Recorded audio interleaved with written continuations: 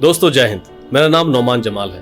दोस्तों आज हम समझेंगे कि क्यों अचानक देश में इंडिया नाम को लेकर के बहस छिड़ी हुई है। साथ ही साथ ये भी समझेंगे कि आखिर हमारे देश का नाम इंडिया कैसे पड़ा, और ये भी जानेंगे कि क्यों अचानक कुछ लोग हमारे इस देश के नाम को, जिसे हम इंडिया कहते हैं, धुतकारने लगे हैं। दरअसल ये तब की बात है जब भारत अफगानिस्तान तक फैला हुआ था। इसकी सीमाएं दूर दूर तक थी। ये तो आप और हम सभी जानते हैं कि भारत संस्कृतियों की धरोहर है। यहाँ पर हमारी संस्कृति में नदियों और पर्वतों का बहुत विशेष योगदान रहा है। हमारे देश के कई ऐसे नाम हैं जिनका नाम पर्वतों और नदियों से जुड़ा होता था। बीते दौर में विज्ञान इतना विकसित नहीं था, इसलिए देश विदेश के व्यापारी एक देश से दूसरे देश जाने पहचानने व समझने के लिए पर्वत नदियों का इस्तेमाल करते थे, क्योंकि तमाम नदियां और पर्वत इतने विशाल होते थे कि उनकी सीमाएं कई देशों से मिलती रहती थी। वैसे ही हमारे देश में पहले एक पर्वत था जिसका नाम था हिंदू कुश, जो फिलहाल अफगानिस्तान से उत्तरी पाकिस्तान तक फैला हुआ है, और साथ ही साथ सिंधु नदी भी यहाँ बहती है।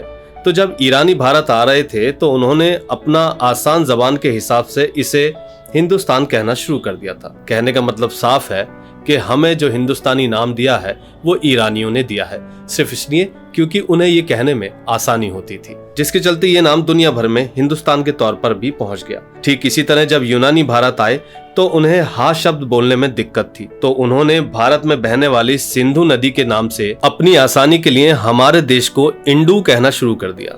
अब यही इंडो आगे चलकर इंडिया में कन्वर्ट हो गया और लोग अब भारतवर्ष को इंडिया के नाम से भी जानने लगे। अंग्रेजों ने तो भारतीय मुगल शासकों को प्रभावित करने के लिए ईस्ट इंडिया कंपनी तक बना ली, ताकि भारत के बादशाह अपने देश का नाम सुनकर उनसे प्रभावित हो सकें और उनसे व्यापार उनकी शर्तों पर शुरू कर सकें। दोस्तों बात सिर्फ यही नहीं खत्म हुई, बल्कि इस दौर से पहले भी भारत को प्राचीन काल से ही कई ग्रंथों में अन्य नामों से पुकारा जा चुका है। जम्बू द्वीप, भारतखंड, हिमवर्ष, अजनाब वर्ष, आर्यवर्त, हिंद, इंड, हिंदुस्तान, इंडिया और भारतवर्ष, ये सभी नाम समय समय पर प्रचलन में आते रहे हैं। पर इन सभी नामों से पहले का जो नाम है वो भारतवर्ष ही है, जो कि सबसे ज्यादा जाना गया है। विभिन्न स्रोतों से हमें ये पता चला है कि विष्णु पुराण में इस बात का जिक्र है कि समुद्र के उत्तर से लेकर हिमालय के दक्षिण तक भारतवर्ष की सीमाएं निहित हैं। विष्णु पुराण में इस बात का भी जिक्र है कि जब ऋषभ देव ने नग्न होकर गले में बाड़ बांधकर वन प्रस्थान किया था, यानी जब संन्यास लिया था, तो अपने पुत्र भरत को उत्तराधिकारी बनाया था, जिससे इस देश का नाम भारतवर्ष पड़ गया था। हालांकि ये बहस नई नहीं है। संविधान निर्माण के दौरान 1949 में ये मुद्दा जोर शोर से उठा था कि क्या राष्ट्र का नाम आधिकारिक तौर पर भारत या इंडिया रखा जाना चाहिए। तब बाबा साहब भीमराव अंबेडकर साहब ने, जो कि संविधान ड्राफ्टिंग कमेटी के चेयरमैन थे, उन्होंने कहा था कि इंडिया यानी भारत राज्यों का एक संघ होगा।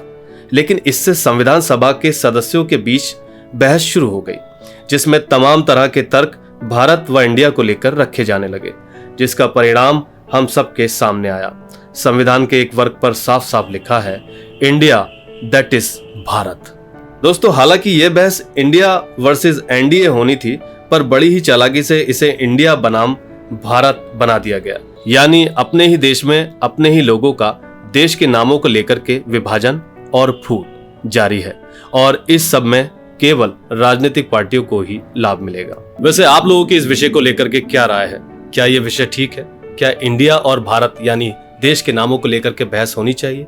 क्या कौन अच्छा है कौन बुरा है इस पर बात होनी चाहिए, या फिर और कई सारे मुद्दे हैं जिन पर देश में चर्चा होनी जरूरी है?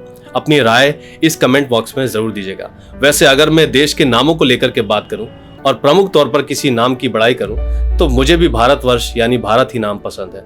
लेकिन इसका यह मत नहीं कि मैं देश के दूसरे किसी नाम से नफरत करूं या उसे नकार दूं। मुझे इंडिया भी पसंद है क्योंकि ये मेरे देश का नाम है। आप अपनी राय कमेंट बॉक्स में हमें जरूर दें, और वीडियो को लाइक शेयर करें, और साथ ही चैनल को सब्सक्राइब करना ना भूलें।